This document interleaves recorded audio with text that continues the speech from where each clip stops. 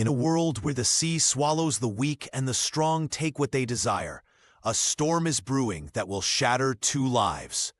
Celia Barrow is a healer with nothing left to lose. Captain Alistair Thorne is a pirate with a soul too damaged to save. When a hurricane binds their fates together aboard the feared Midnight Fury, a dangerous game of survival begins. But the greatest danger isn't the enemy fleet hunting them. It's the forbidden love growing in the eye of the storm. The wind did not howl. It screamed, a high-pitched, tearing sound that threatened to rip the roof from the small infirmary. Celia Barrow pressed her shoulder against the heavy oak door, her boots slipping on the slick, flooded floorboards as she fought to engage the latch. The lantern, swinging from the ceiling beam, cast erratic, nauseating shadows against the peeling plaster walls. "Celia!" The small voice was barely audible over the thunder that shook the very foundations of the building. She turned, brushing a wet strand of hair from her eyes. Eddie, small for 8 years old and trembling violently, sat atop the highest table in the room, clutching a ragged blanket to his chest. His wide eyes reflected the lightning flashing through the shutter slats.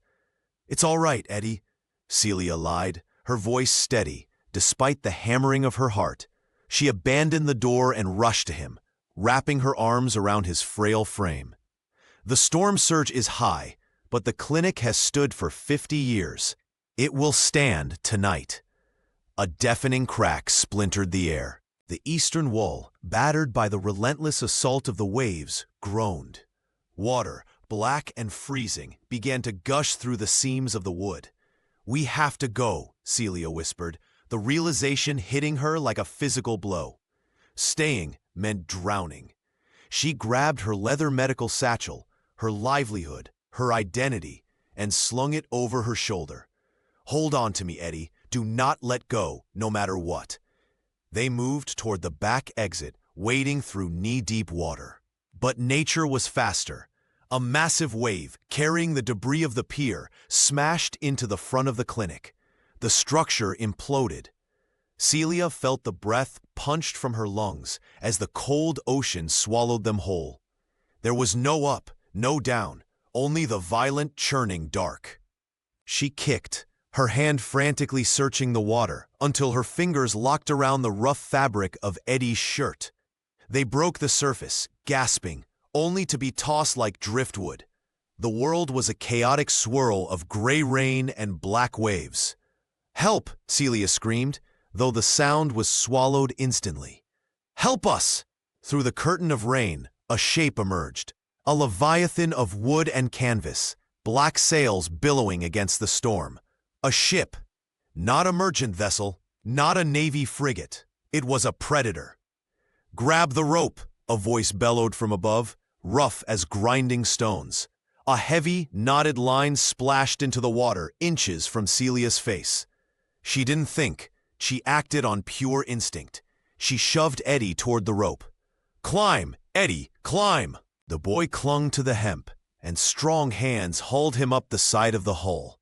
Celia grabbed the line next, her muscles screaming as she was hoisted from the crushing grip of the sea. She tumbled over the rail and collapsed onto the hard, wet deck of the Midnight Fury. She coughed up salt water, her vision blurring. Before she could find Eddie, a circle of boots surrounded her. She looked up. These were not sailors. They were wolves in human skin, scars, gold teeth, and eyes void of mercy stared down at her. "Look what the sea spit up," a man with a missing ear sneered, stepping closer. "A drowned rat and a pup. Back away." The command cut through the wind like a whip crack. The circle of men parted. A tall man with a dark coat soaked through with rain stepped forward. He wasn't the captain. He didn't carry the air of final authority, but he held power. Rowan Hawke, the first mate, glared at the crew before looking down at Celia. "Get the boy below," Rowan ordered two of the men. "No!" Celia scrambled to her knees, reaching for Eddie. "Don't touch him!" Rowan grabbed her arm, his grip iron-hard but not cruel. "He will be dry and warm. You, however, have work to do. If you want to live." I am a nurse, Celia stammered, shivering uncontrollably. I can pay. I have no money, but— We don't need your coin, lass, Rowan said grimly, pulling her toward the stern. The captain took a shard of the mainmast to the ribs when the storm broke. The surgeon is dead drunk or dead. I haven't checked. You heal him or you go back in the water. Celia looked at the churning black ocean, then at the dark stairs leading into the belly of the ship. She nodded once, terrified. Take me to him. The captain's cabin was a cavern of shadows, smelling of tobacco, old maps, and the metallic tang of blood. The ship listed violently to the left, sending a silver goblet rolling across the floor. In the center of the room, lying on a massive bed covered in furs, was a man who looked like he had been carved from the storm itself. Captain Alistair Thorne was pale, his black hair plastered to his forehead with sweat. A jagged piece of wood protruded from his side, just below the ribcage. His breathing was shallow and ragged. Fix him, Rowan said from the doorway, and do it fast. Celia approached the bed. Her hands, usually so steady, trembled. She forced herself to take a deep breath, pushing the fear into a corner of her mind. She was a healer. This was a body. It needed repair.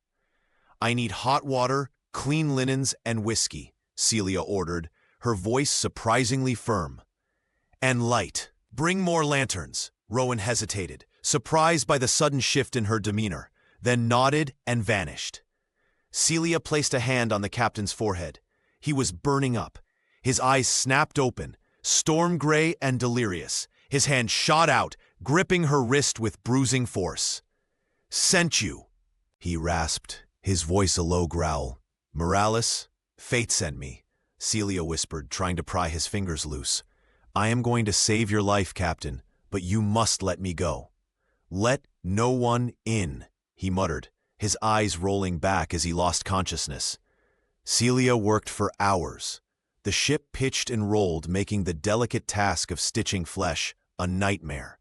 She removed the wood, cleaned the jagged wound with alcohol, and sewed the skin with the precision of a seamstress. By the time she tied the final knot and bandaged his torso, her dress was stained with his blood, and exhaustion was pulling at her eyelids. She sat in a chair beside the bed, watching his chest rise and fall. He was terrifyingly beautiful in a harsh, jagged way, a face made of sharp angles and old scars. The door creaked open. Rowan entered, carrying a tray of hardtack and dried meat. He lives? Rowan asked. For now, Celia said softly. The fever will be the real battle. Where's the boy? Sleeping in the galley. The cook took a shine to him. Rowan looked at the captain, then at Celia with a grudging respect. You have steady hands for a drowned woman. I've had practice on broken men, Celia replied, her chin lifting slightly. The storm raged for 2 more days. Celia did not leave the cabin. She wiped the captain's brow, trickled water between his cracked lips, and listened to his fever dreams. He spoke of fire, of a woman named Elena, and of betrayal. On the 3rd morning, the ship stilled. The sun broke through the stern windows, blindingly bright. Celia was asleep in the chair, her head resting on the mattress. A sudden movement woke her. She jerked up to find Alistair Thorne sitting up, wincing in pain, his pistol leveled directly at her heart. Give me one reason, Alistair said, his voice dry as sandpaper. Why I shouldn't put a bullet in you. Celia stared down the barrel of the gun. She didn't blink. Because I just spent 3 days sewing your insides back together, Captain. It would be a waste of my thread. Alistair lowered the gun slowly, his eyes narrowing. He looked at the bandage on his side, then back at her. Who are you? Celia Barrow. And I have a child with me. We need safe passage to the nearest port. Alistair laughed, a harsh, humorless sound that turned into a cough. Safe passage? You are on the Midnight Fury, Miss Barrow. There is no safety here. He tried to stand, but his legs buckled. Celia was there instantly, catching him. His arm draped over her shoulders, heavy and warm. For a moment they were pressed together, the scent of soap and blood mingling. You are weak, she said gently, guiding him back. "And you are foolish," he retorted, though he allowed her to help him. "My crew, they do not take kindly to strangers, especially women. I have met your first mate. He seems honorable. Rowan is loyal, the rest are hungry dogs." Alistair leaned back against the pillows, exhaustion washing over him. "Stay in this cabin. If you step out that door, I cannot guarantee your virtue or your life." "I cannot stay here forever," Celia argued. "I need to see Eddie." "Then pray the boy's invisible." By evening, hunger gnawed at Celia's stomach. Alistair had fallen back into a restless sleep. The tray Rowan had brought was empty. She needed food for herself, and she needed to check on Eddie. The captain's warning echoed in her ears, but the maternal pull was stronger. She opened the heavy door and stepped into the corridor. It was dim, lit by flickering lanterns. The ship creaked rhythmically. She made her way toward where she assumed the galley was, guided by the smell of roasting pork. She found the galley, and to her relief, she saw Eddie sitting on a barrel, peeling potatoes, while a large, rotund man with a peg leg stirred a pot. Eddie looked up, his face lighting up. "Celia!" He ran to her, burying his face in her skirts. "Oh, thank God," she breathed, kissing the top of his head. "Are you hurt?" "No. Cookie gave me an apple," Eddie whispered. "Well, look at this." A greasy voice came from the doorway behind her. Celia spun around. 3 men stood there, blocking the exit. The leader, a man with a jagged scar running from his eye to his jaw, grinned, revealing rotting teeth. "The captain's little nurse," the man sneered. "Jonas," he pointed to himself. "I have a hurt too, nurse. Maybe you can inspect it." The other men laughed. Celia pushed Eddie behind her, backing up against the counter. "The captain has ordered that I am not to be touched." "The captain is dying," Jonas said, stepping closer. "Rowan says he's weak as a kitten. A dead captain gives no orders." He reached out, his hand grasping for her arm. Celia grabbed a heavy iron ladle from the counter and swung it with all her might. It connected with Jonas's knuckles with a sickening crack. Jonas howled, clutching his hand.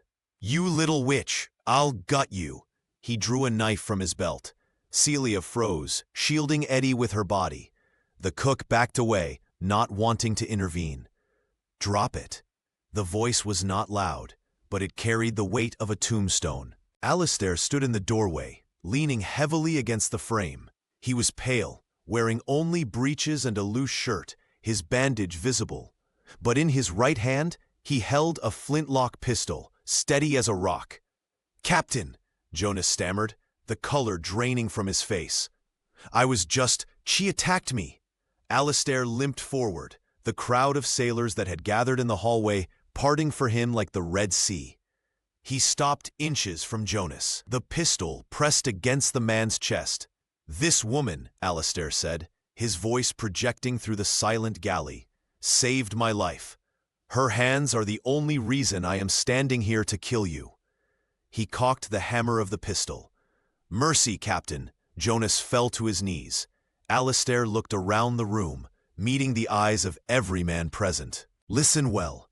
Miss Barrow and the boy are under my personal protection. To touch them is to touch me. To steal from them is to steal from me. And to harm them," he looked down at Jonas, "is mutiny." He pistol-whipped Jonas across the face, sending the man sprawling unconscious to the floor. Alistair swayed, his strength failing. Celia rushed forward, sliding her arm around his waist to support him. "You should be in bed," she hissed, half angry, half awed. "Get the boy." Alistair gritted out through clenched teeth. "We're going back to the cabin, all of us." Back in the safety of the quarters, Alistair collapsed into the chair. Celia helped Eddie settle onto a pile of furs in the corner before turning to the captain. Fresh blood seeped through his bandage. "You tore your stitches," she scolded, tears of frustration stinging her eyes. "Why did you do that?" Alistair looked at her, his gray eyes searching her face. "Because you're soft, Celia, and this world is hard. If they do not fear me, they will devour you." "I am not soft," she whispered, applying a fresh compress. "I survived the storm." The storm is easy, Alistair murmured, his hand brushing hers, a fleeting, electric touch. It's the men you must watch for. Before she could reply, a bell began to clang frantically from the deck above. "Sail ho!" a voice shouted from the crow's nest. "Black sails! It's the Vulture!" Alistair's face hardened, the pain vanishing behind a mask of cold fury. "Morales." "Who?" Celia asked, fear spiking in her chest. "A ghost from my past," Alistair growled, forcing himself to stand despite her protests. He grabbed his sword belt. "And a man who will burn this ship to the waterline if he catches us." "You cannot fight," Celia cried. "You can barely stand." "Then I will die standing," Alistair snapped. He grabbed her shoulders, his grip intense. "Listen to me. Lock this door. Do not open it for anyone but me or Rowan. If Morales boards this ship, if he comes through that door—" He pulled a small dagger from his boot and pressed it into her hand. "Do not let him take you alive. Do you understand?" Celia stared at the cold steel in her hand, then at the man who had just saved her. "I understand." Alistair left, the heavy lock clicking into place from the outside. For the next hour, the world was thunder. Cannon fire shook the midnight fury, sending dust raining down from the ceiling beams. Eddie cried silently, and Celia held him, the dagger clutched in her sweating palm.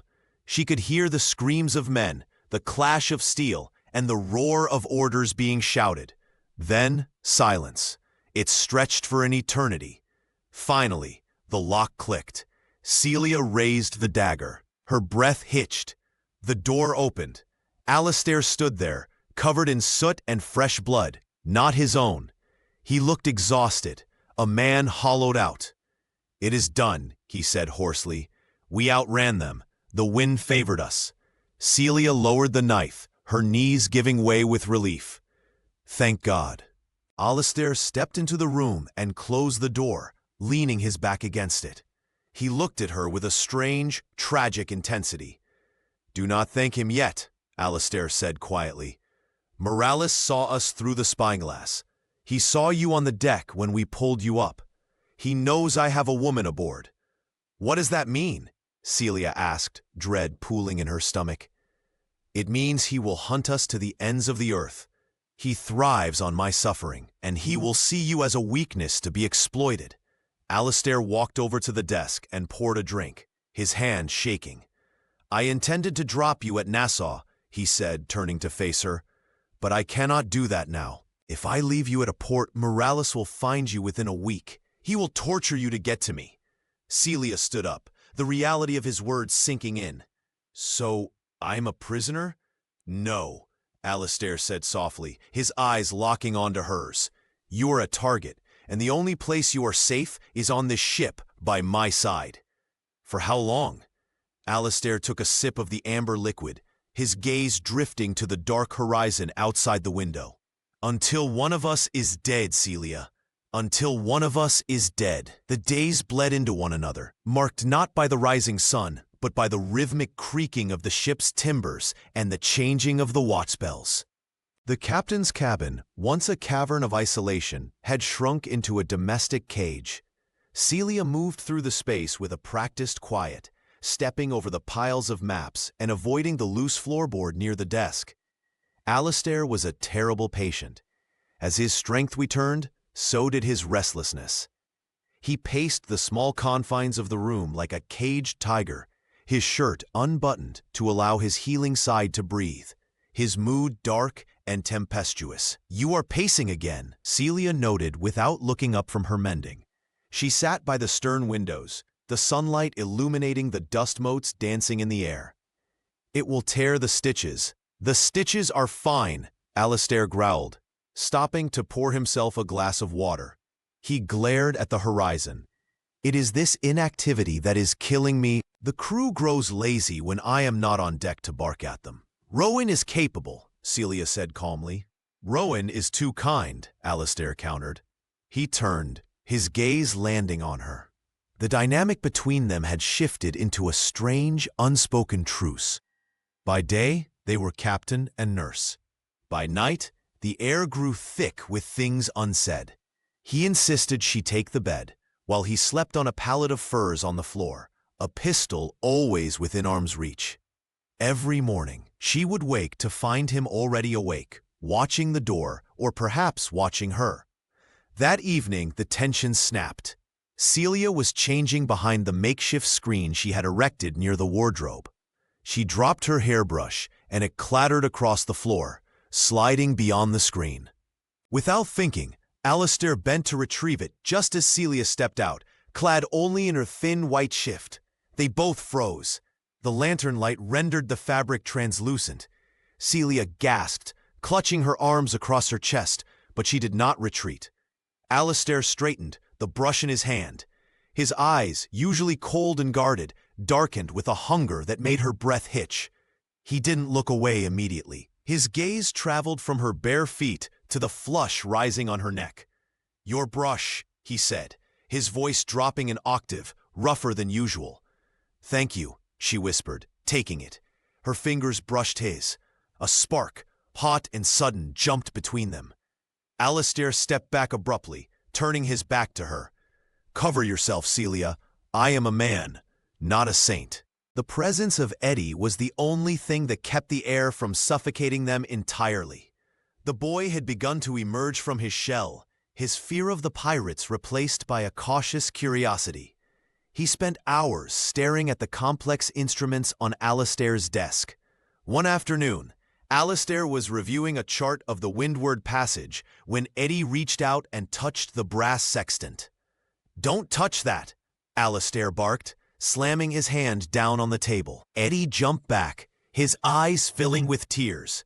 He scrambled into the corner, hiding behind a chair. "He is a child." Celia was on her feet instantly, her maternal instinct flaring into anger. "Do not shout at him."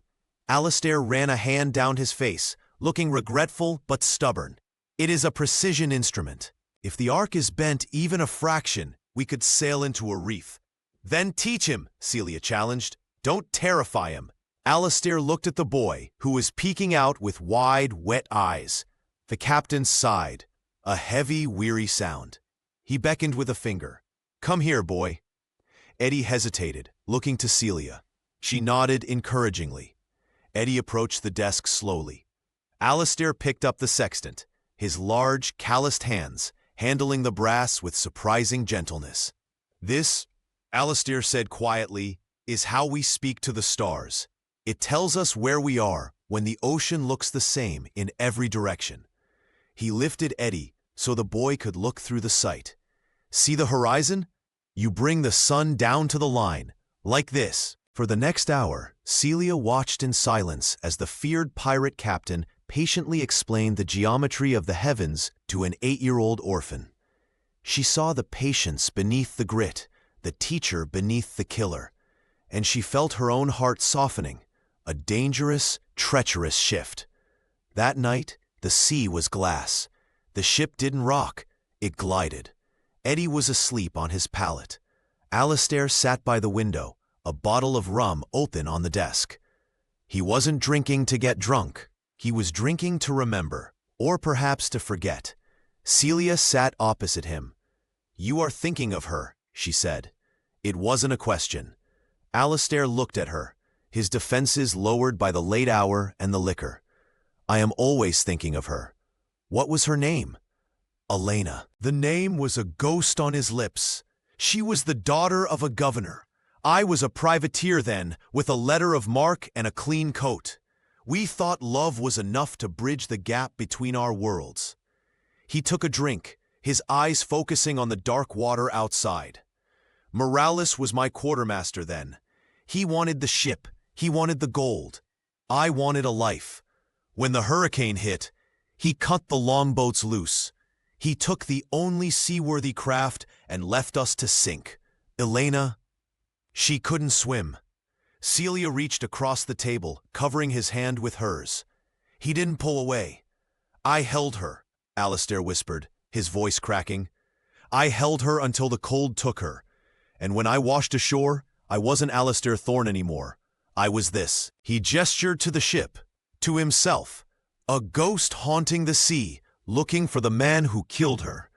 "You are not a ghost," Celia said firmly, tightening her grip on his hand. "You are here. You are warm.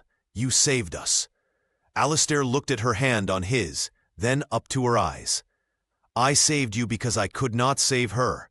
Do not mistake my guilt for virtue, Celia." "I know what I see," she replied.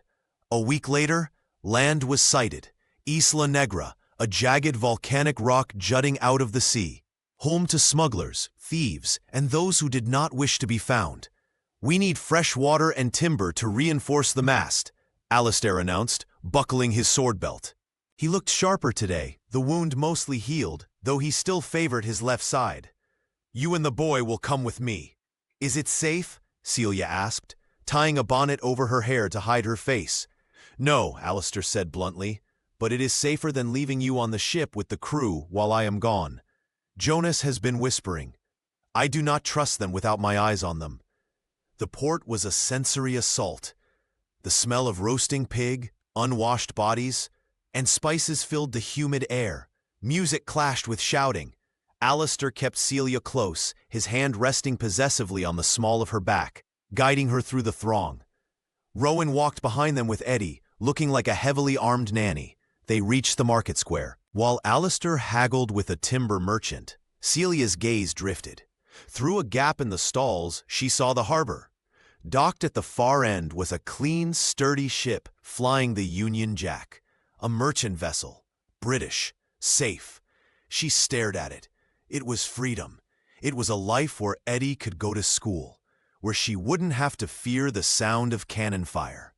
She felt a presence beside her. Alistair. He wasn't looking at her. He was looking at the British ship. He reached into his coat and pulled out a heavy leather pouch. He pressed it into her hand. "There is enough gold in there to buy passage to London for both of you," he said, his voice devoid of emotion. "And enough to set you up in a cottage." Celia looked at the pouch, then at him. "Alistair." "Go," he said harshly. "Rowan will escort you to the gangplank. Once you are aboard, you are under the king's law. Morales cannot touch you there. What about you? I belong to the sea. Go, Celia, before I change my mind." He turned and walked away, disappearing into the crowd toward a tavern where he had business. Celia stood frozen. The pouch was heavy in her hand. Rowan waited a few paces away, his face unreadable. "It's a good ship, lass," he said quietly. "Clean." She looked at the British ship. It promised safety. Then she looked at the dark alley where Alistair had vanished. Suddenly, a commotion erupted from that direction. A shout, the unmistakable ring of steel on steel. "The captain!" Rowan cursed, drawing his cutlass. Celia didn't think. She didn't weigh the pros and cons. She dropped the heavy pouch of gold into the mud. It would only slow her down, and ran. Not toward the ship, but toward the fight. She rounded the corner to see Alistair backed against a stone wall. 3 men were attacking him. He was fighting fiercely, parrying blows, but he was slow. His side was stiff. One attacker lunged, slicing Alistair's arm. "Behind you!" Celia screamed. She grabbed a clay pot from a nearby stall and hurled it. It smashed into the head of the man flanking Alistair. The man stumbled, dazed. The distraction was all Alistair needed.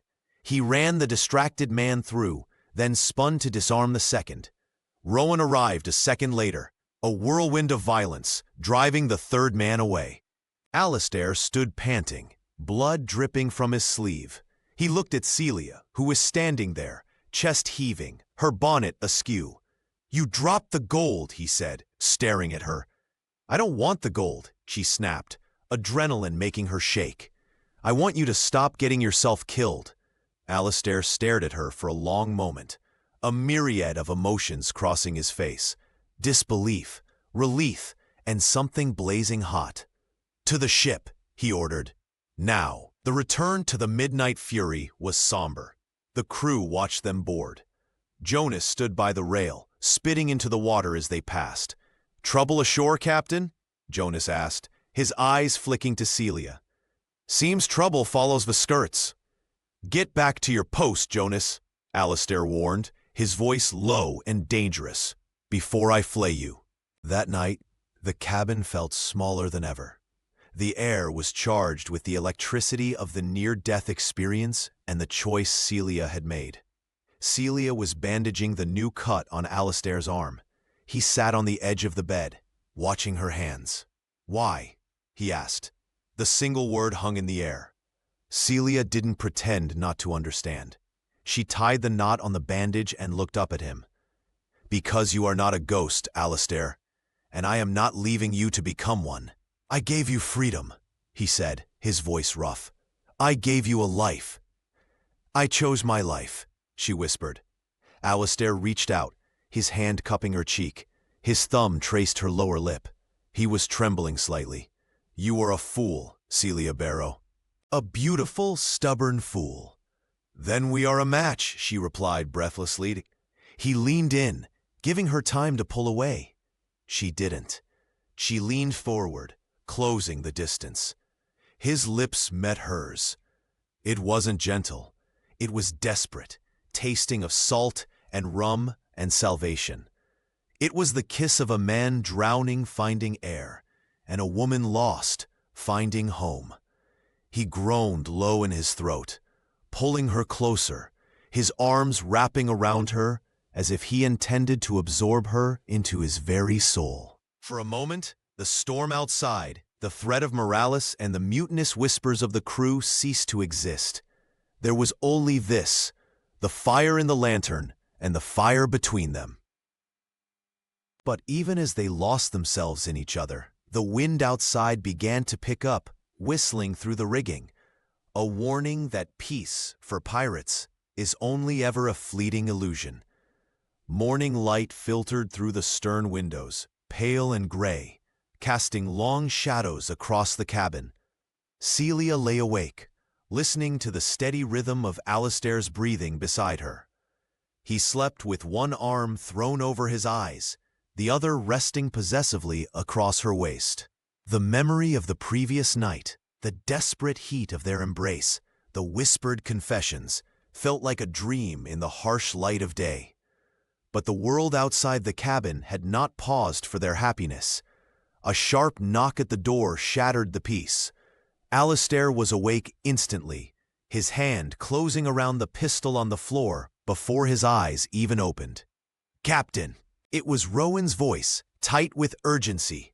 Alistair sat up, wincing slightly as he pulled on his breeches. He opened the door. Rowan stood there, his face grim. "Trouble on deck," Rowan said. "Jonas, he's got the men gathered by the mainmast. They're talking about the gold we lost at Isla Negra. They're talking about the woman." Alistair's jaw tightened. He looked back at Celia, who was pulling her shawl around her shoulders. "Stay here," he commanded softly. "No," Celia said, standing. Her fear was gone, replaced by a steely resolve born of the night before. "If they're talking about me, I will not hide like a guilty secret." Alistair hesitated, then nodded once. "Stay behind me." They emerged onto the deck into a thick, unnatural fog. The crew was gathered in a sullen knot near the helm. Jonas stood at the front, leaning casually against a barrel, picking his teeth with a knife. "Morning, Captain," Jonas drawled, his eyes flicking to Celia with a leering contempt. "We were just discussing our course. Seems we've been sailing in circles, chasing skirts instead of Spanish galleons." "We sail where I command," Alistair said, his voice carrying effortlessly over the wind. "And my command is law." "Law?" Jonas laughed, and a few men chuckled with him. "The law of the sea is share and share alike, but we share nothing. We risk our necks for your little family, and what do we get? Hunted by Morales? No gold? No prize? You get to live." Alistair stepped forward, his hand resting on the hilt of his cutlass. "Which is more than you deserve, Jonas." "Maybe," Jonas sneered. "Or maybe we need a captain who doesn't think with his—" He never finished the sentence. Alistair moved with terrifying speed, drawing his pistol and firing a shot into the deck inches from Jonas's boot. The wood splintered. The crew jumped back. "The next one goes in your knee," Alistair promised calmly. "Get back to your stations, now." The men scattered, grumbling, their rebellion quelled by the immediate threat of violence. But the air remained thick with resentment. Jonas lingered a moment longer, staring at Alistair with hatred before turning away. As he walked to the rail, Celia saw something flash in his hand. A small mirror. He tilted it toward the horizon, catching the weak sunlight and flashing it 3 times into the fog. "Alistair," Celia whispered, gripping his arm. "Jonas!" He signaled someone. Alistair spun around, looking out to sea. The fog swirled, thick and impenetrable. Then, emerging from the mist like a nightmare, came the black prow of a ship. It was massive, its guns run out, its sails painted with a red vulture. "Battle stations!" Alistair roared, the sound tearing his throat. "Hard to starboard! Bring us about!" It was too late. The vulture was upon them. The first volley of cannon fire shredded the silence. The midnight fury shuddered violently as iron balls slammed into her hull. Wood screamed, splinters flying like deadly confetti. "Get below!" Alistair grabbed Celia and shoved her toward the hatch. "Get Eddie and lock yourselves in the hold. I'm not leaving you. Go!" He kissed her hard, a desperate, bruising seal. "Protect the boy." Celia scrambled down the ladder as the deck above erupted into chaos. She found Eddie in the galley, huddled under a table, hands over his ears. "Come on!" She dragged him up, pulling him deeper into the ship, toward the reinforced storeroom near the keel. Above them, the sounds of battle changed. The booming of cannons was replaced by the thud of grappling hooks and the roar of men boarding. They were fighting hand to hand now. The door to the storeroom burst open before she could bolt it. 3 men stood there. They wore red sashes, Morales' men. Celia backed up, pushing Eddie behind a stack of barrels. She grabbed a heavy iron pry bar from the wall. "Stay back!" The men laughed. One of them lunged. Celia swung the bar, connecting with his shoulder, but he was too big. He backhanded her, sending her crashing into the wall. The world spun. "Grab the brat!" a voice commanded. Through her blurred vision, Celia saw a tall, elegant man step into the room. He wore a velvet coat and carried a cane tipped with silver. Captain Vasco Morales. "No!" Celia screamed, trying to rise, but her limbs felt like lead. Morales looked down at her with cold amusement. "So this is the creature that tamed the wolf. Pretty thing. Useless, but pretty." His men dragged Eddie kicking and screaming from behind the barrels. "Celia! Celia!" Eddie shrieked, biting the hand that held him. "Let him go." Celia clawed at Morales' boot. He kicked her away casually, like one would a stray dog. "Thorn took everything from me," Morales mused, watching the boy struggle. "My ship, my eye, my pride. Killing him is too easy, but taking his cub, that will break him." "He is not his son," Celia cried. "He loves him," Morales smiled, a cruel, thin expression. "That is enough." He turned to his men. "Take the boy to the vulture. Burn the rest." "Celia!" Eddie's scream echoed down the corridor as they dragged him away. Celia forced herself up, stumbling after them. She reached the deck just in time to see the horror unfold. The midnight fury was burning. Bodies littered the deck. Alistair was fighting near the helm, surrounded by 4 men. He was a whirlwind of steel, cutting them down one by one, but he was exhausted. "Alistair!" Celia screamed. "They have Eddie!" Alistair's head snapped toward her. He saw Morales' men hauling the struggling boy across the gangplank to the enemy ship. A roar of pure, primal rage erupted from Alistair. He abandoned his defense, charging across the deck, cutting down anyone in his path. He reached the rail just as Jonas stepped in front of him, blocking the way to the gangplank. "Going somewhere, Captain?" Jonas grinned, raising his cutlass. Alistair didn't even slow down. He didn't parry. He simply drove his body into Jonas, impaling the traitor on his own sword, and shoved him over the rail into the churning sea. But the delay was fatal. Morales stood on the quarterdeck of the Vulture, holding Eddie by the scruff of his neck. He raised a hand in a mock salute to Alistair. "Cut the lines," Morales ordered. The grappling hooks were severed. The vulture began to drift away, the gap widening. "No!" Alistair leaped onto the rail, ready to jump the impossible distance. "Fire!" Morales commanded. A cannon on the vulture's stern deck flashed. It was a chain shot. 2 iron balls, connected by a chain. Designed to destroy rigging, it screamed through the air and smashed into the Fury's mainmast. The massive timber groaned, snapped, and came crashing down. Alistair looked up. He saw the mast falling directly toward where Celia stood, frozen in horror. He didn't jump for the enemy ship. He jumped for her. He tackled Celia, throwing his body over hers just as the mast slammed into the deck. The impact shook the world. Debris, wood, and heavy rigging rained down on them. A heavy block from the rigging struck Alistair in the back of the head. He went limp instantly, his weight crushing her into the deck. "Alistair!" Celia struggled out from under him. Dust and smoke filled the air. The vulture was sailing away, disappearing into the fog. Eddie was gone. Celia rolled Alistair over. His face was covered in soot, blood matting his dark hair. He was breathing, but barely. Rowan appeared through the smoke, his arm bleeding, his face a mask of despair. He looked at the retreating enemy ship, then at the fallen captain, and finally at Celia. "They took the boy," Rowan said, his voice hollow. "And they broke the ship." Celia looked down at Alistair's unconscious face. She wiped the blood from his brow with her sleeve. Tears streamed down her face, hot and angry. She looked up at Rowan. The fear that had defined her since the storm was gone. In its place was something cold, hard, and dangerous.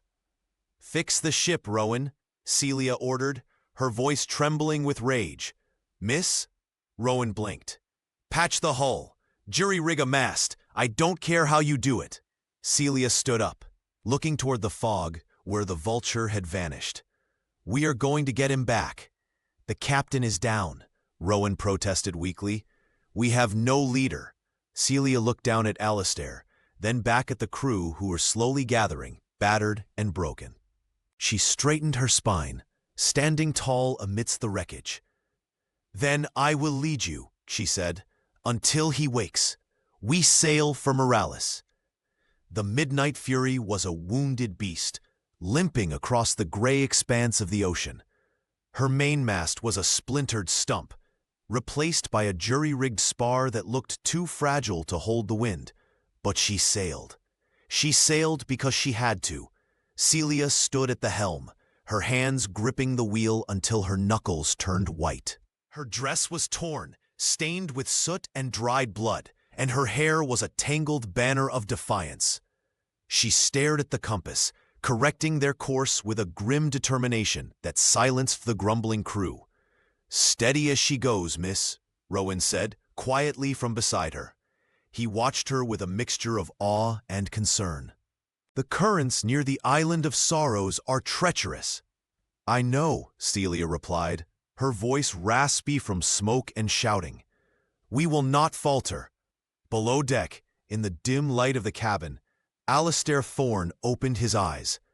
Pain was his first sensation, a dull, throbbing ache in his skull and a sharp fire in his side. He tried to sit up, groaning as the room spun. "Easy, Captain," the ship's cook was there, offering a cup of water. "Where?" Alistair coughed, pushing the cup away. "Where is she? Where is the boy?" "The boy is still gone, Captain. Morales took him. But the miss, she's on deck. She's sailing us." Alistair blinked, trying to process the words. He forced himself to stand, ignoring the protests of his body. He stumbled up the stairs, shielding his eyes against the glare of the sun. He saw her immediately. She stood silhouetted against the sky, small but unyielding, commanding his ship, his men, his world. She looked like a queen of wreckage. He limped toward the helm. The crew parted for him, but their eyes kept darting back to Celia. "You are off course," Alistair rasped, leaning heavily on the rail. Celia turned. Her face was smudged with dirt, her eyes dark circles of exhaustion. But when she saw him, Relief flooded her features, softening the hard lines of her jaw. "I am following the chart you left on your desk," she said. "We are heading for the coordinates marked in red." "The Wolf's Den," Alistair nodded slowly. "Morales' fortress." He looked at her, really looked at her. "You are sailing into hell, Celia." "I am sailing to get our son," she corrected, the slip of the tongue hanging in the air between them, heavy and absolute. Alistair reached out, covering her hand on the wheel with his own. "Then let us sail together." The Island of Sorrows lived up to its name. It was a jagged tooth of black rock rising from a churning sea, surrounded by reefs that could tear a hull to ribbons. A massive sea cave gaped at the water level, the entrance to Morales' lair. They waited for nightfall. Under the cover of darkness, they lowered the longboat. Alistair, Celia, Rowan, and 3 of the most loyal crewmen rowed silently toward the cave mouth. "Stay close," Alistair whispered to Celia as they stepped onto the slick, mossy rock inside the cavern. He checked his pistol. He had 1 shot. He checked his sword. It felt heavy in his weakened hand. The cavern opened into a large grotto lit by torches. Crates of stolen goods were stacked high. In the center, suspended over a pool of dark water in a rusted iron cage, was Eddie. He was curled into a ball, motionless. "Eddie!" Celia breathed, starting forward. Alistair grabbed her arm. "Wait, it's too easy." "Welcome, guests!" Morales' voice echoed from the shadows. Torches flared to life on the upper ledge of the cavern. Morales stood there, flanked by a dozen musketeers. He smiled down at them, twirling his cane. "I must admit, Thorn, I didn't think you'd survive the mast coming down. And to bring your little nurse? How romantic, how tragic." "Let the boy go, Vasco," Alistair called out, his voice steady. "This is between you and me." "Everything is between you and me," Morales spat. "You took my eye. You took my reputation. Now I take your heart."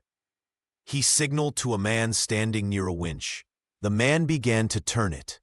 The cage lowered, inching toward the black water. "No!" Celia screamed. "Kill them!" Alistair roared, drawing his sword. Rowan and the crewmen opened fire. Chaos erupted. The cavern filled with smoke and the deafening crack of muskets. Alistair charged up the wooden ramp toward Morales, ignoring the bullets whizzing past him. Celia didn't run for cover. She ran for the winch. The guard operating it drew a knife, but Celia was faster. She threw a handful of sand she had scooped from the floor into his eyes. He screamed, blinded. She grabbed a heavy rock and brought it down on his head. He crumpled. She grabbed the winch handle, straining with all her might to reverse it, to pull Eddie up from the rising water. "Celia!" Eddie cried, reaching through the bars. High above, Alistair reached the ledge. He was bleeding from a graze on his shoulder, his breath coming in ragged gasps. Morales waited for him, drawing a rapier that gleamed in the torchlight. "You look tired, Alistair," Morales taunted, circling him. "Old, broken.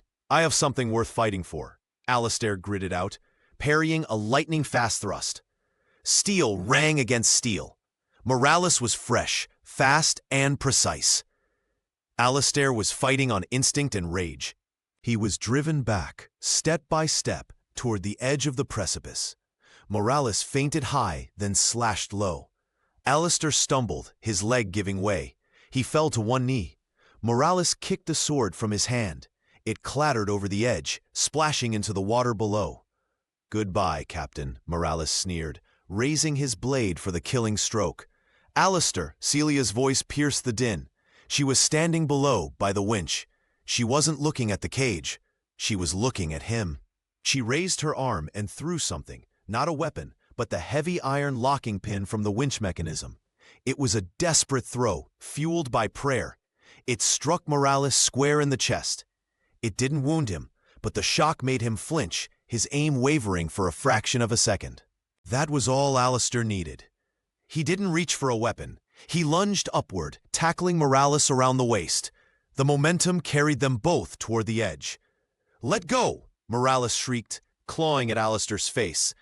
"Never," Alistair growled. He twisted his body, using his weight to throw Morales off balance. At the last second, Alistair hooked his leg around a wooden support beam. He shoved Morales with every ounce of strength he had left. Morales fell. His scream was long and terrifying, cut short by a sickening crunch against the rocks below. Silence descended on the cavern. The remaining guards, seeing their leader dead, threw down their weapons and fled into the tunnels. Alistair dragged himself up, gasping for air. He looked down.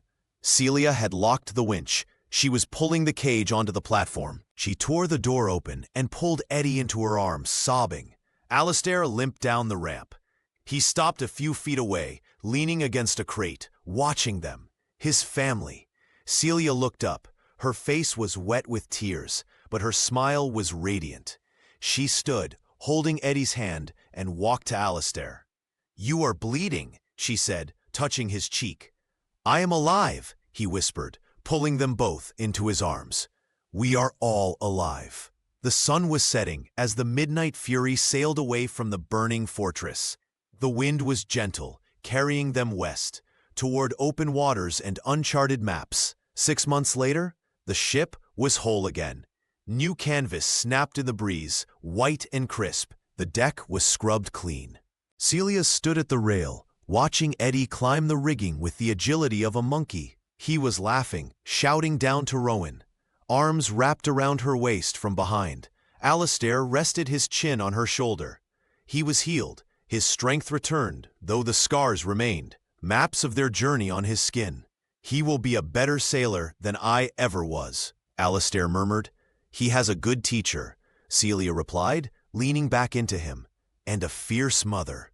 Alistair kissed the side of her neck. "The crew calls you the Storm Queen, you know, behind your back." Celia laughed softly. "Let them talk, as long as they listen." Alistair turned her around, his gray eyes warm and full of a peace he had never thought to find. He reached into his coat and pulled out a small object. It wasn't a ring of gold or diamonds. It was a compass, polished brass, with an inscription etched into the lid, "My true north." "I have no title to give you, Celia," he said softly. "I have no lands. I am a pirate.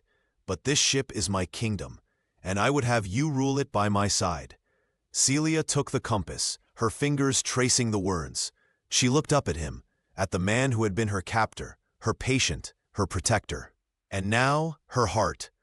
"I do not want lands, Alistair," she whispered. "I only want the horizon, and you."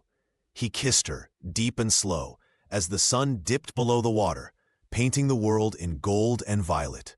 The past was a ghost that had finally been laid to rest. The future was an open sea. Alistair pulled back, smiling against her lips. "Where to, Captain?" he asked playfully. Celia looked at Eddie, then at Alistair, and finally at the endless blue before them. "We are home."